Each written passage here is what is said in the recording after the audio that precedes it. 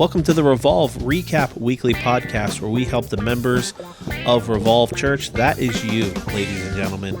We're going to help you deepen your connection to God, to His family, to His mission, and keep you in the loop of all things Revolve. Revolve. We're going to revolve around Revolve. That's basically what we're doing. Yes. So, my name is David McCumber. You can call me Elder David. Or what was your nickname from the McMash. No, David McMash. No, last week the mac and cheese. Oh, Scotty actually texted me that. He called me that in a text. Something mac and cheese. Big mac and cheese? No, it was something with a macaroni and cheese, wasn't it? I like David McMash. And this is my co-host, Bahama Billy. Bahama Billy, that's what they call me. He's back. So, sorry, I'm a little sick. Actually, they call you Billy. Billy forgot to hit record. What? Oh, yesterday yes. On the podcast. So guys, here's the deal. The sermon didn't record yesterday.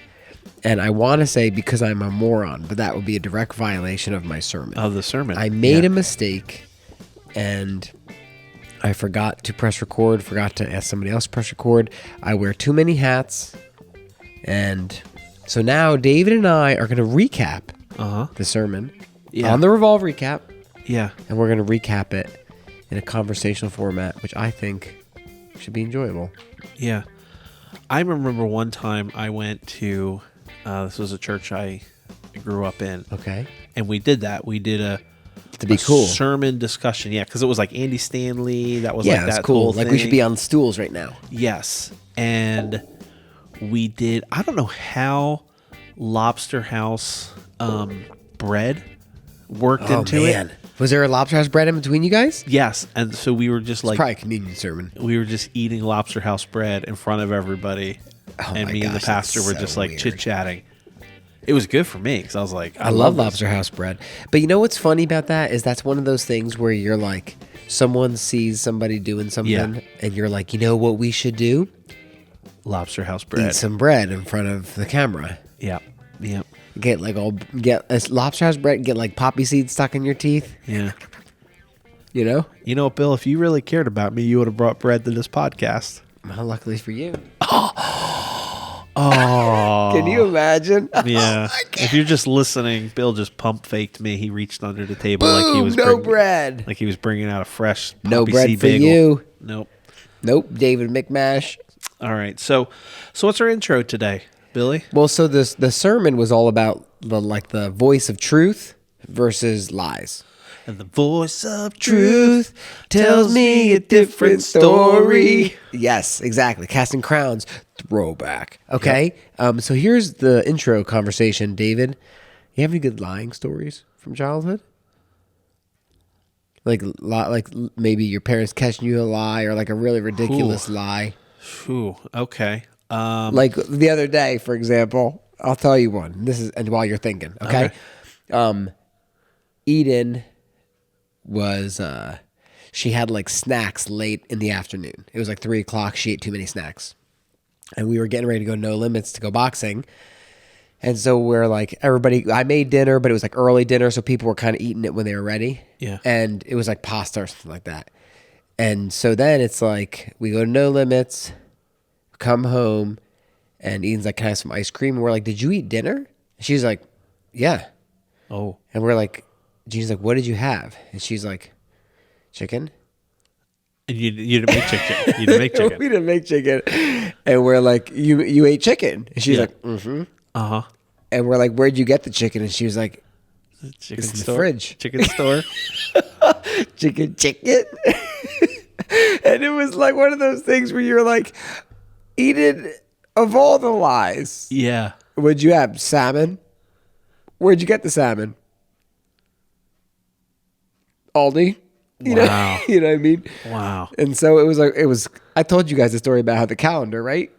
No. I didn't tell you the calendar story. No. There we go. So It's a twofer. You don't have to pay for this one, folks. Yeah, so Eden, I go in her room and I'm like putting like laundry on her bed or something for her to put away. And I walk out of her room and she has a calendar on the wall that's like up with a thumbtack and it's totally over to the side and it has this giant piece of masking tape taping it to her door jamb at like a 45-degree angle. Okay. And the I'm calendar is taped at a 45-degree angle. Yeah, so it's like hanging on the thumbtack, but then it's like pulled to the side and taped so like it can't center. And I'm like, what is going on? Yeah. And so I pull off this piece of tape that looked like if you took 15 pieces of tape and you just... Yeah. And I pull it off and the calendar goes like this and there's marker all over the wall where like Eden wrote something. Yeah. And I'm trying not to laugh. Yeah. And so I pull it back up and I tape it up there and I call and get Gina.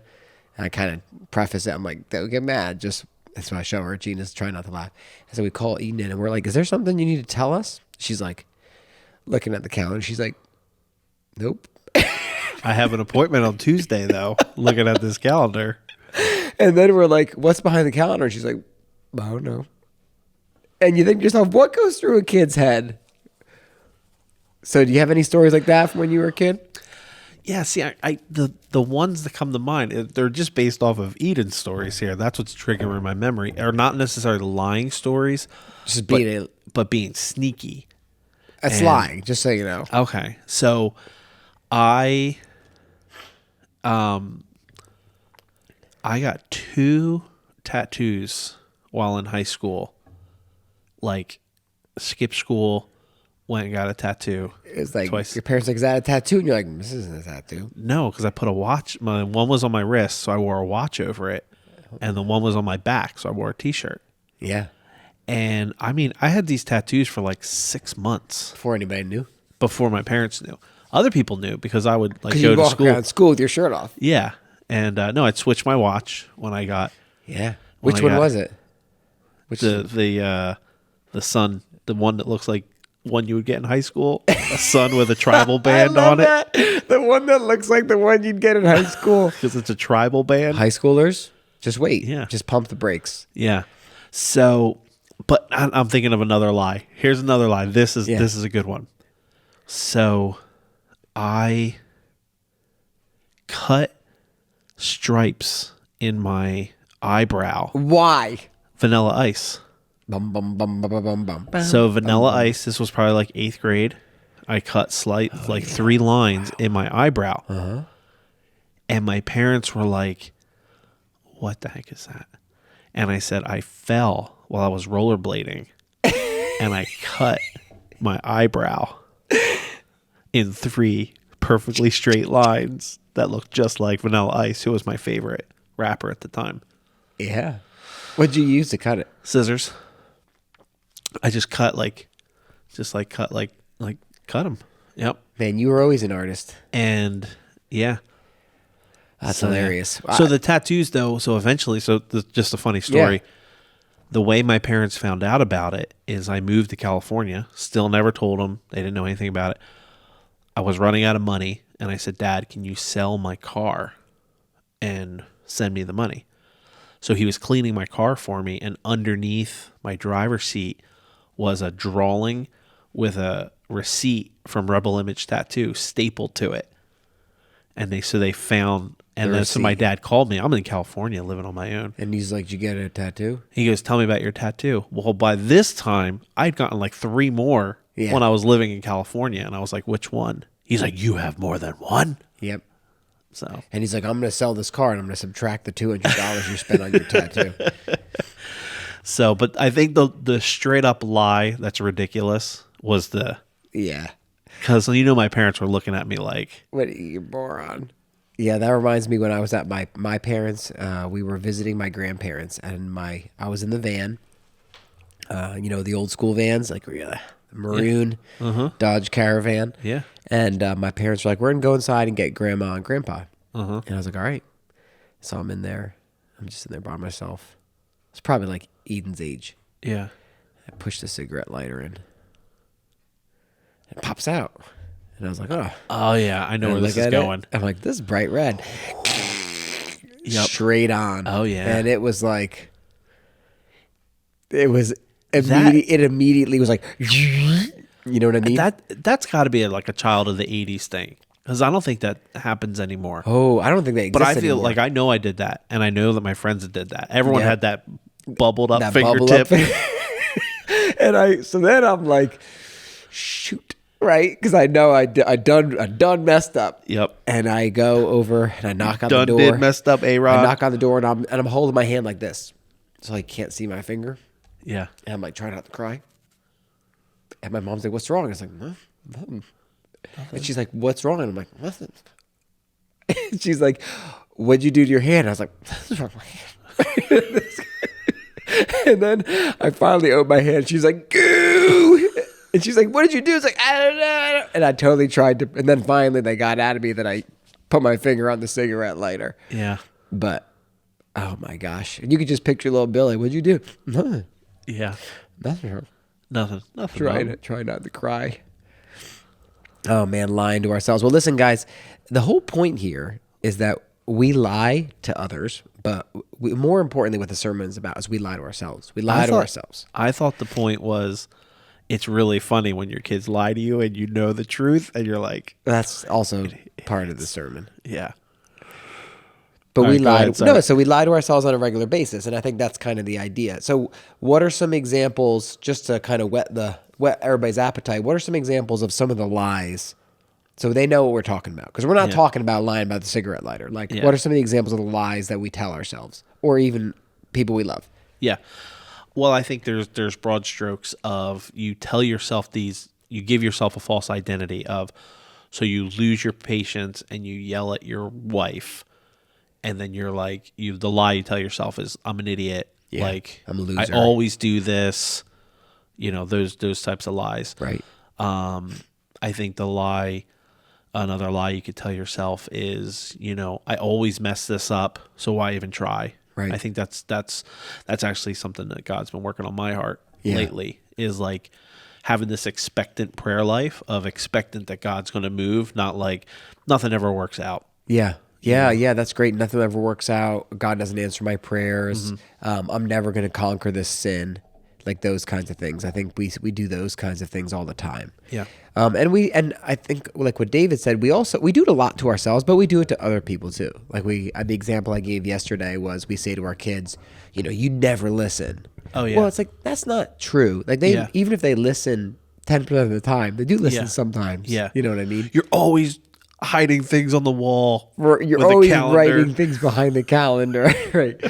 I mean, that's not true. They don't always lie, you know. Or we call them like identifying terms. You're a liar. You know, you're a bad kid. Like that kind. No, they're not. They lie. They do lie, but that doesn't make them necessarily a liar as their identity. Well, and a great one is, and another thing that we do for other people is, like, that person ignored me. Yeah. And it's like, that Bob hates me. Or he's a jerk. He's a jerk. Bob hates me. Right. And then it's like, well, Bob was just going to the bathroom. Right. And he was rushing past you. He had to poop. Yeah. He just had to poop. Everybody poops, guys. Even Bob. That's true. Even Bob.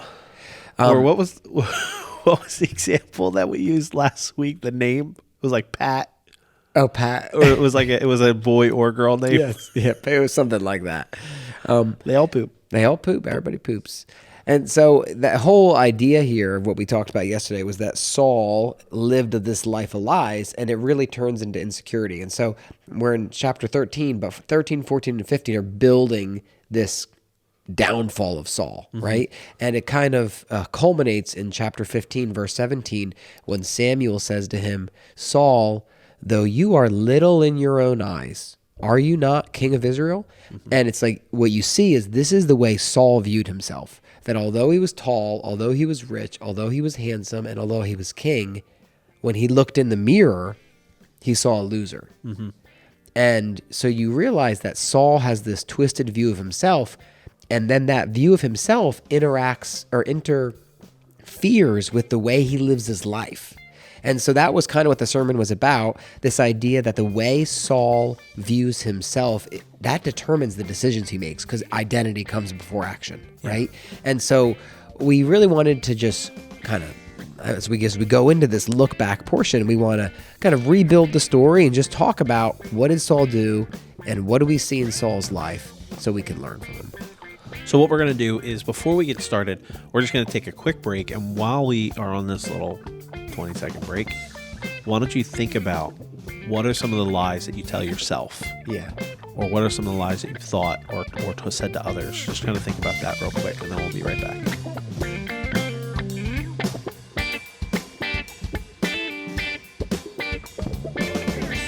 All right, welcome back. We are going to get started here with looking up. And so let's look at 1 Samuel chapter 13. Bill, why don't you give us a little recap of what's going on? Yeah, I'm just going to try to rebuild this passage a little bit. So 1 Samuel 13 is about seeing the cracks in the foundation of Saul's monarchy. And so Saul is the first king of Israel, and his name means what people asked for. And so he's the king of the people as opposed to be the king of God, who's going to be David in a couple chapters. And so the story begins with Jonathan, who's Saul's son. He goes out, he defeats this Philistine fort, this garrison, and the Philistines get all riled up. And so the Israelites, they go and they're like, we're going to all meet at this place called Gilgal and rally the troops. And so Gilgal is the central location. So all the Israelite tribes are sending their warriors there to Gilgal so that they can get ready for this battle. So one thing we have to remember is the Israelites are settled in the Promised Land, and each tribe, each family, so the tribe of Benjamin, the tribe of Judah, are they're settled in different areas. Right. They're not all. It's not all just like this is Jerusalem and they all live there. Yeah. It's not a melting pot of these tribes. Right. The tribes are in different sections.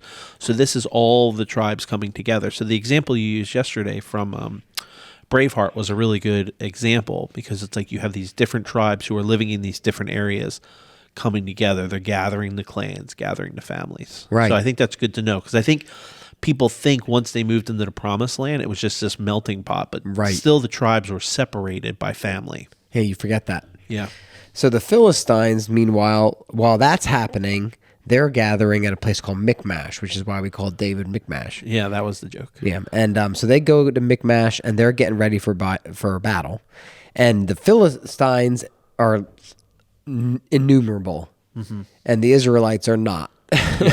And so the Israelites see them, they panic, and they hide. Okay, and so now it's been 7 days of waiting. And the reason is that they haven't done anything for 7 days is, one, they're scared, but also because back in chapter 10, Samuel had said to Saul, he said, hey, after you defeat the garrison, go to Gilgal and wait for 7 days. And so after that 7 days, he says, I'm going to sacrifice, and then I'm going to tell you what you need to do. Yeah. So Saul is in that waiting period for those 7 days, and it's day 7 and no Samuel. And so let me ask you this. Pretend you're Saul. I know you're actually David, which is kind of ironic. Which is, yeah. All right? Yeah. But let's pretend that you're Saul. Because I'm tall and handsome. Because you're tall and handsome and rich, right? Yep. Right? And insecure, right? Insecure, yep, all the things. All the things. All right, so you're Saul, and it's been 7 days, and Samuel's not here yet. I'm Samuel, right? And the people are starting to leave because it's day 7, and they're like, we're not fighting the English. Yeah. Right? And they start to leave. What's going through your brain as you're trying to decide what you need to do? Well, I'm starting to doubt myself. I'm starting to. What kinds of lies, though, are you telling yourself, you think? Am I really a good leader? Am I really a good leader? People are not listening to me. People are not following me. Am I man enough for this job? I think those are some of the things we think about. Am I good enough? I think, why did God bring me here? What's the point of all of this? I was told to do this, and it doesn't seem like it's really playing out. So is God really in control? You think about it, everything that David just said, I think everybody who's listening can relate to that. Those are the same kinds of things we think in our own lives all the time. Start thinking about the people, like, well, why are you guys abandoning me? Yeah. You take it personally. Yeah, you start thinking bad things about the other people. Yeah. Right. Yeah, maybe there's other leaders who that guy's like, we're leaving, and everybody follows him. And so you can imagine, it's easy to be like, oh, Saul's such a dummy. Saul is just like you. Yeah. He's just like me. Yeah. I mean, if we were there, you'd be thinking the same thing. You'd be panicking, you know? And this isn't, I think what I said yesterday is that this isn't new for Saul. Saul was indecisive when he couldn't find his donkey. His servant had to tell him what to do. When Samuel said to attack the Philistine garrison, he didn't do it. His son Jonathan winds up doing it like a year later.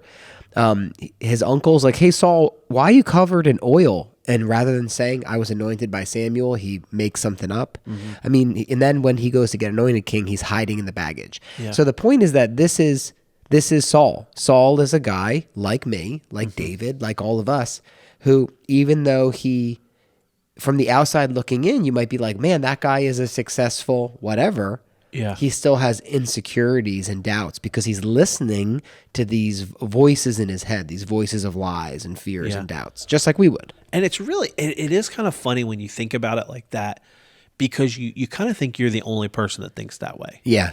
You're like, I'm the only person that has these self-doubts. But it's like, you'll hear stories of like, I'm trying to think of an example, but like even like a famous musician who thinks they're terrible. Yeah, or they're like... Oh, it was the guy...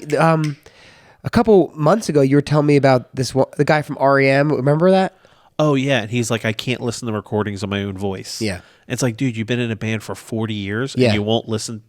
Right. He was like, this is painful. I can't listen to my own voice. And I'm like, you've recorded hundreds of songs. Right.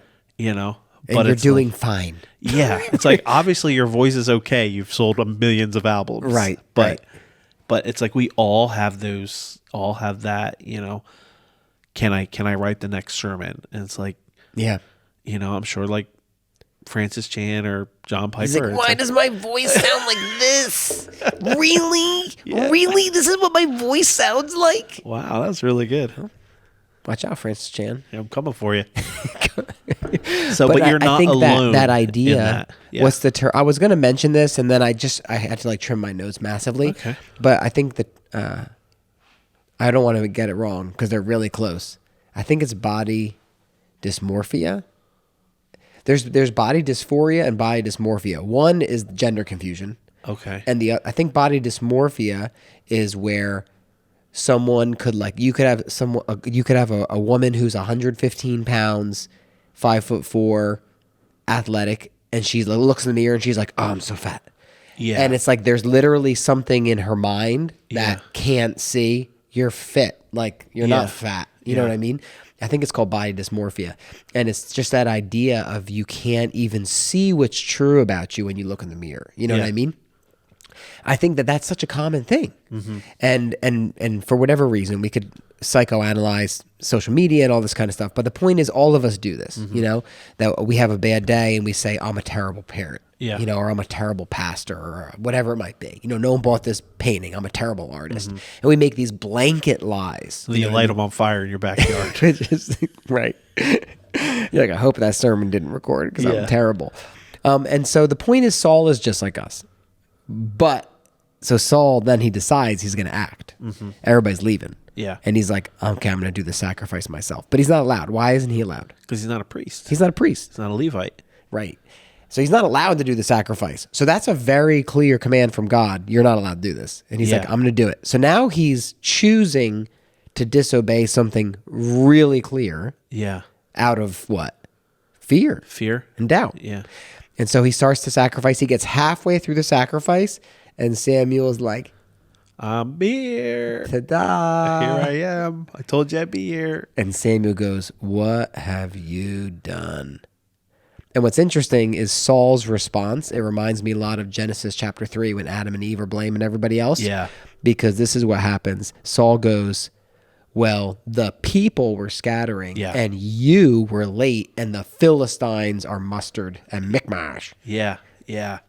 The woman that you gave me. Right. Oh, man. What is the first thing Eve says? She's like, well, the serpent you put here. Yeah. And then Adam goes, the woman you gave me. Yeah. It's just like that blame shift, blame shift, blame shift. And then he goes, and so then after the people and you and the Philistines, I forced myself to make the sacrifice. Like, so even then, he's still lying to himself. He's like, I'm the victim in this. Yeah. Because of and you think about that all the time. This is something that Gene and I talk about when your kids make you really angry. And I think I heard it from you first, and you're like, I can't blame my sin on my kid's sin. Yes. Yeah. Unpack that a little bit. So yeah, that was something I was convicted of probably like 2 years ago, where the Holy Spirit was like, you can't justify getting angry because your kids are disobedient. Yeah. So it's like, I'm not going to have your sin cause me to sin. Right. And I don't know if there was a verse that I was reading, but somehow the Holy Spirit shared that with me, was like, and we do that. It's like, well, my kid is being disobedient, so I am allowed to yell at them. Right. And it's like, no, you can discipline your kid. Yeah. But if you're just screaming because you're angry, that's not discipline. That's sin. That's sin. Right. And so that's what Saul does. Yeah. I mean, Saul basically says the people were sinning, and so therefore I had to do this, even though it's wrong for me. Yeah. And the response is Saul's like, well, you're done. Yeah. Like, you don't have the right heart. And he says, the Lord has sought out a man after his, meaning God's own heart. Mm-hmm. And so Saul basically says the kingdom's going to get taken away from you, and it's not going to get passed on to your son Jonathan. And so this marks the end of Samuel's support for Saul. And essentially it's those cracks in the foundation of Saul's monarchy, or his kingship. Yeah. And it's all preparing for David, right? Yeah. And so I guess, so now that's the story, right? Yeah. And so the question here is, what are we as new covenant believers living, obviously not living in 1000 BC, what does God actually want us to learn from this stuff? What do you think? Oh, I think he wants us not to believe those lies, and not. I think we need to be confident in our identity, in who we are and who God created us to be. I think that's what that's what it boils down to. It is crazy how much all boils down to identity. Yeah. When you think about that, we talk about that in the ABCs. Identity leads to activity. We say that, you are a new creation. You're part of the family of God. You are an ambassador. You're a child of the King. Like, these are your identities.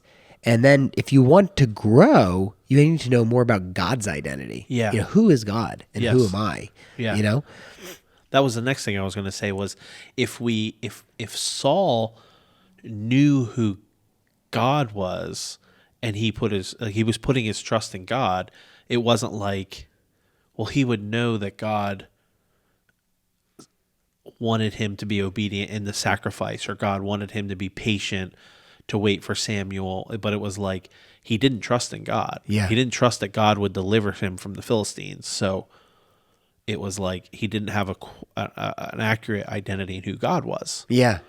So that affected his actions. It's interesting because I think that's going to be one of the kind of big takeaways from this coming week in chapter 14, is that what we see is that Saul had a weak theology, but he made rash decisions.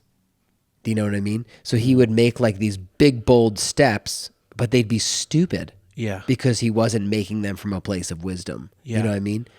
And if you contrast that, this morning I was reading about Paul and Silas and being in prison, and they were singing and praying while in prison. And that was something that I was thinking about, was the reason they could praise and they could sing is because of their theology. They had a proper understanding of who God was. So it wasn't a rash decision to be like, well, I'm going to sing this song in prison. Like, no, they were praising God because they knew they had a right identity. They had a right identity of who God was. Yeah. So they could, all of their decisions, and I think we see that in Paul, like all of his decisions are very deliberate. Truth leads to action. Yeah, they're very deliberate. They're very, they're rooted in truth. They're intentional. They're spirit-led. Which I think is probably the whole Old Testament and the whole New Testament. You see a lot of that. Yeah. I think I think the thing for you guys to realize is Saul believed the wrong voice, and all of us on a regular basis have to learn to filter out what is wrong voice, what is the voice of truth. Like, what's the voice from the enemy? What's the voice of truth? And we talked about this actually at No Limits the other day. We were doing a devotional with the kids, and we were talking about the difference between the world, the flesh, and the devil. It just came up naturally. I don't even remember how, but like the devil's not hiding under every rock, like trying to get you. He's not omnipresent, but the world, Instagram, Zillow, Amazon.com, whatever, the world tells you on a regular basis, this is what's valuable. This is what matters. This is what's important. If you have this, you're someone. If you don't have it, you're a loser. Like, that's the world is telling those things all the time. You know what I mean? You sang the song yesterday. I wish I was a baller. I wish I was taller. We sing that song in my house all the time. It's like that's so funny, like random, like early '90s song. Skilo, right?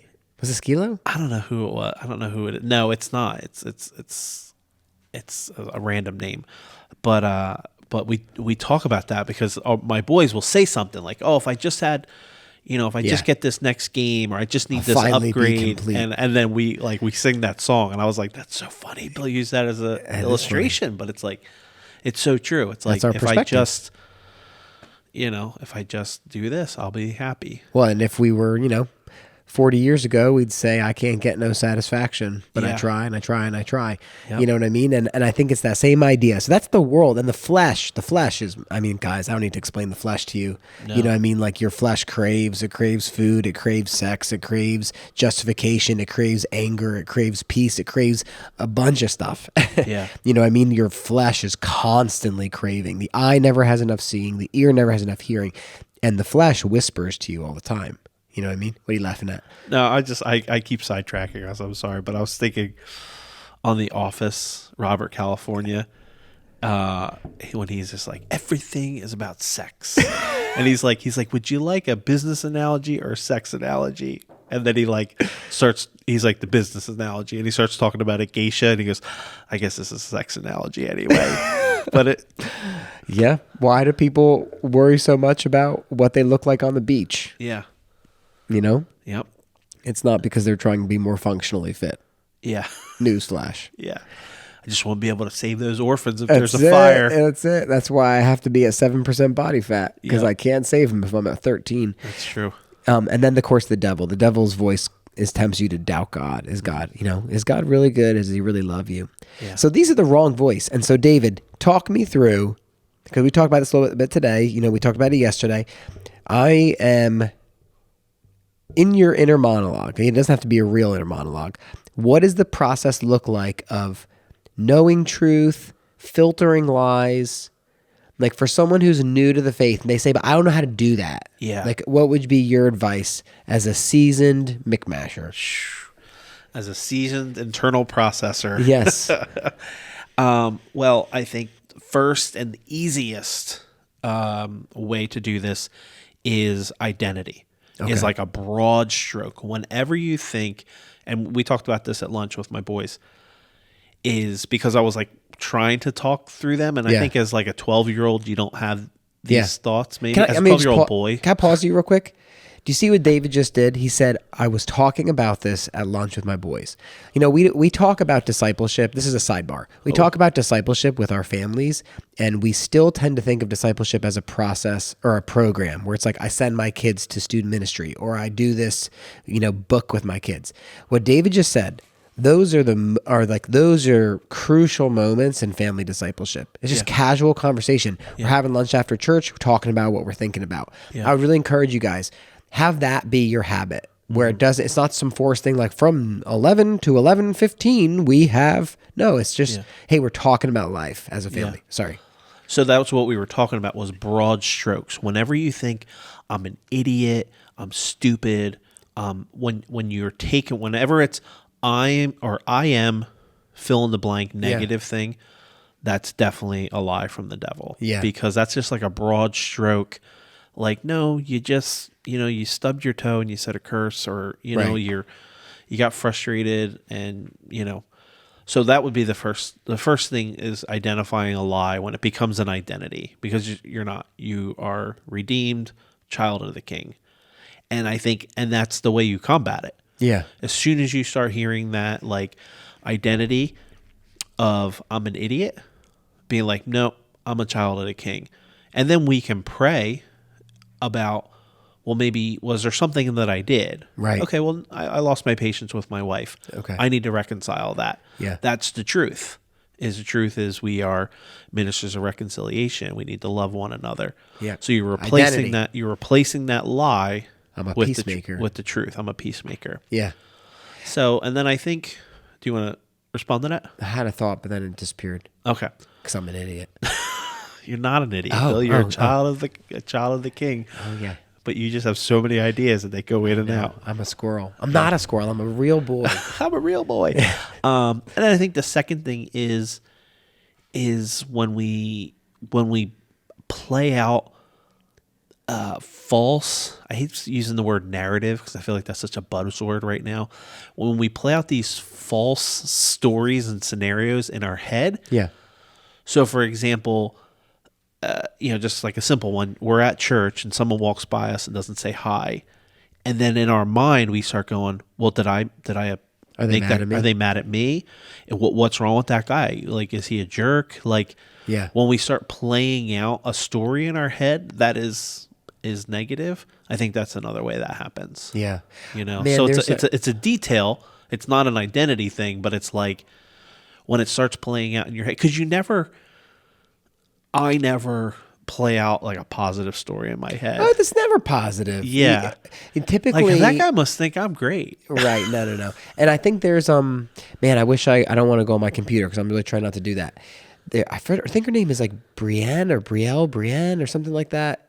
She's a famous writer, and she talks about this, a Christian writer. She talks about these narratives. Okay. And she talks about how we always tell these stories, like we create these stories. Yeah. And like you're always the hero, Yeah. and other people are villains. Yeah. And it's like there's like antagonists and protagonists, and there's climax and plot points, and instead of just being like, whoa, but is this true? Yeah.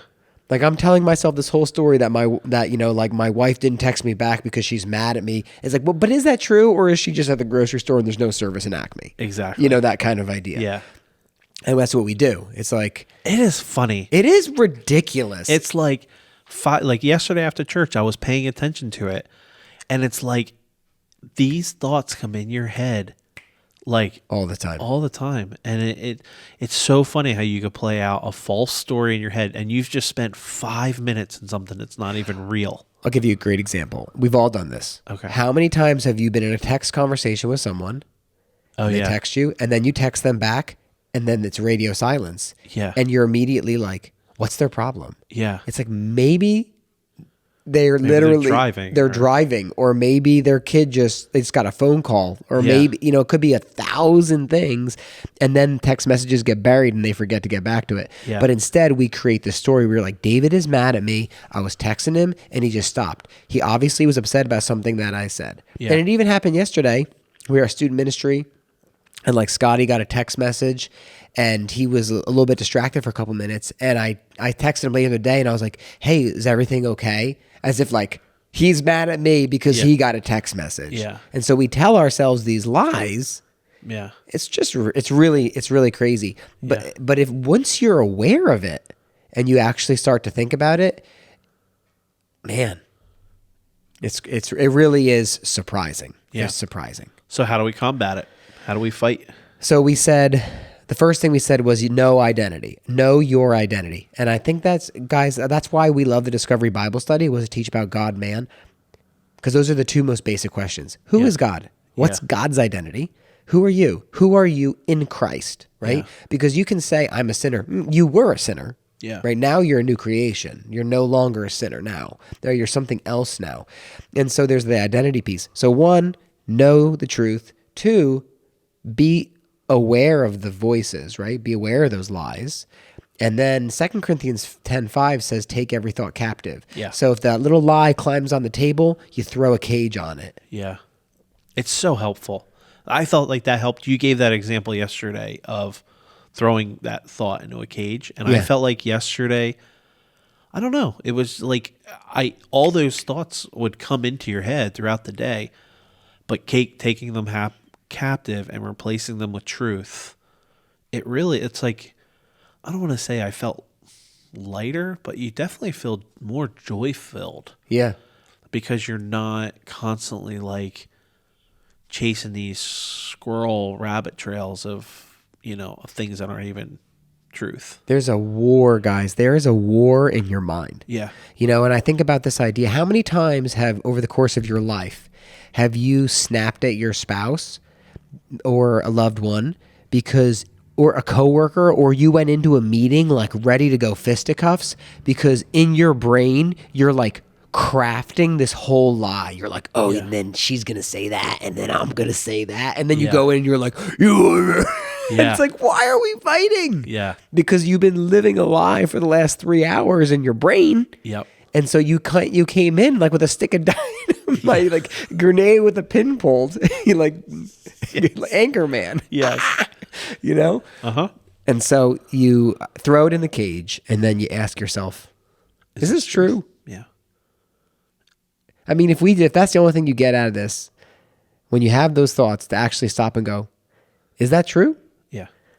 I think that's a big place to begin. Yeah. And then kill the truth, or kill that truth, kill that lie, and replace it with truth. Yeah.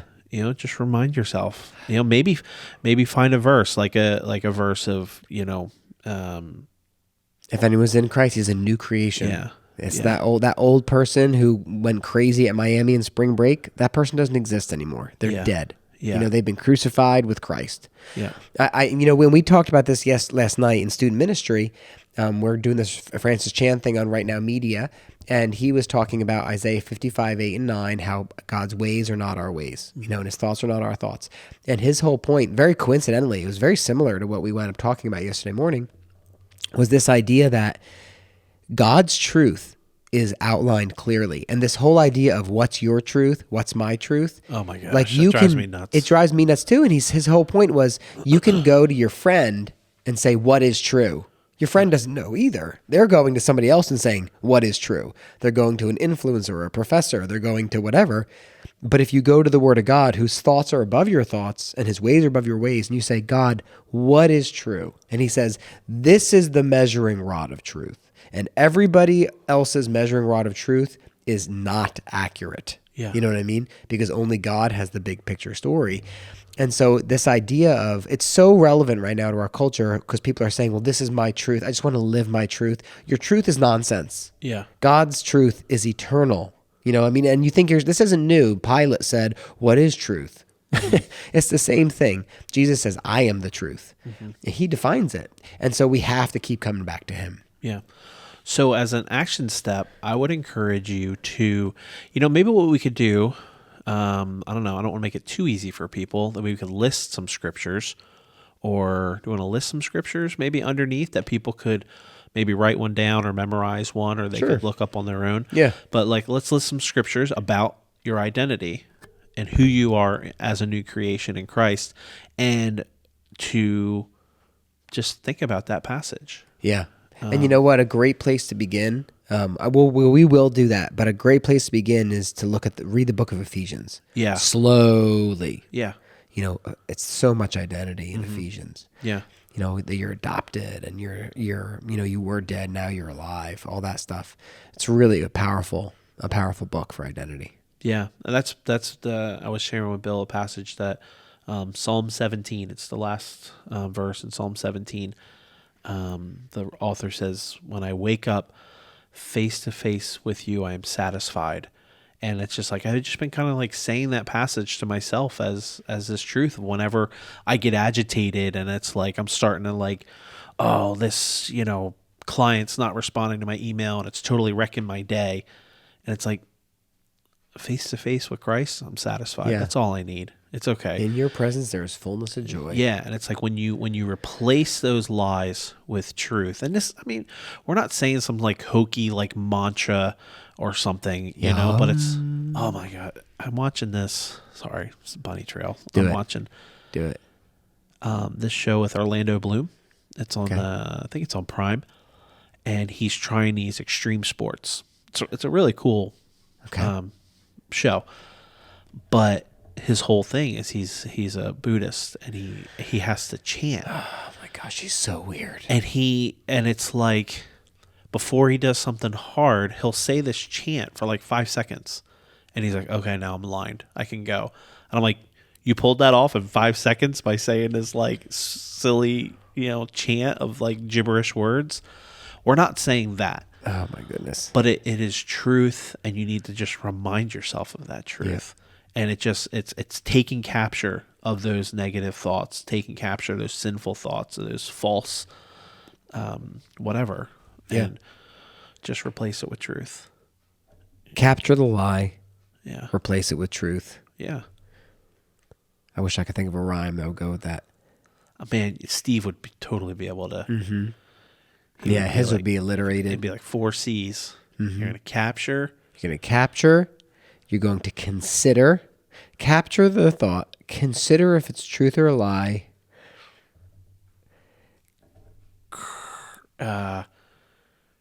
Clap it on the back. Create a man. Contemplate truth. Yeah. And then castrate it. Castrate that lie. There you go. Kill starts with a K. You can't think of another violent thing besides castrate. That's as bad as it gets. Okay. Well. Oh, anyway, guys, the point is you kill it with a C. Catastrophize. Catastrophe. Castrate is bad. Well, you heard it from David, not from me. So just know that when your elder evaluations come out. Cut it off and cut. Not cut off the lie. You're gonna circumcise it. Now you're still there. All right, you're still there. Pull the plug. We're gonna have to get an adult rating on this with all these naughty.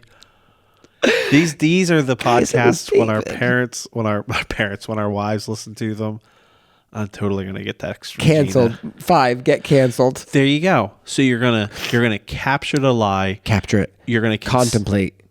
Contemplate if it's truth or a lie. Consider the truth of the Bible and cancel it. There it is. And then castrate it. Hey guys, listen. I'm sorry, Bonnie. We apologize. I apologize for David. His identity is not an idiot. Nope. No, we're just kidding. Listen, a couple announcements coming up. Speaking of identity, baptisms. We have baptisms coming up. Baptism is all about identifying with Jesus, with God the Father, God the Son, God the Holy Spirit, his bride, the church. Yeah. Baptism is going to be the first Sunday in June, assuming you still want to get baptized after hearing us. But you know what? We're just work in progress like everybody else. Yeah. And so you want more information about baptism, feel free to connect with us. You can fill out that information on the church app or talk with one of us in person. Yeah. Any other thoughts, David, before we end? No, I'm just want to redeem our time somehow? I think that, no, yeah. I'm just joking. Redeem the time. I will. This is a very, again, I said this to you earlier and I said it through the podcast. All day yesterday, I was really chewing on this message. Chew on it. And just because if you really pay attention, you'll see. I mean, even, think about it. Like if you don't have Instagram, you're scrolling Instagram and you see, okay, for me, I'll take me for an example. I'll see an artist and they made a really cool piece of art. I'll go, I wish I was a better artist. Yeah. I'll never be that good of an artist. And then literally in a split second, I'll scroll up and see a piece of art that I don't like. And I go, oh my gosh, that guy's never going to be as good as an artist as me. Yeah. And you think of how many times, if you scroll 50 times, how often you'll go, oh, they think they're so cool on their trip to Iceland. To the Bahamas. Yeah. No, so I think another point here is to say, we do this to other people, but we do it to ourselves, but we also do it to other people to make ourselves feel better. Yeah. Which is really kind of nasty. Yeah. And I think that that's something that we all do. I know that I was watching the Francis Chan thing with Right Now Media yesterday with the kids, and I was like, he's such a good communicator. I can't communicate like him. That was my immediate thought. Yeah. You know, it's like, oh, he says illustrations are so good, and Yeah. you know, and he's not even using notes, like these kinds of things. And you say, man. You know what? I've never thought about Jonathan. Jonathan was next in line. And he was pretty cool. And he was David's friend. Yep. Wow, that's interesting. I've never thought about that. How the lineage of Saul was stopped right away, right off the bat. Yeah. You know? And then David's lineage continued. Well, and that's like one of the first parts of the next chapter is that you realize Jonathan did have the right heart.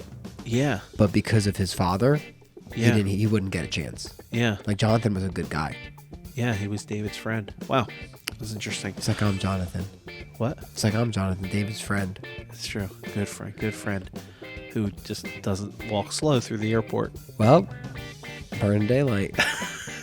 I'm not a slow walker. Oh, that's your identity.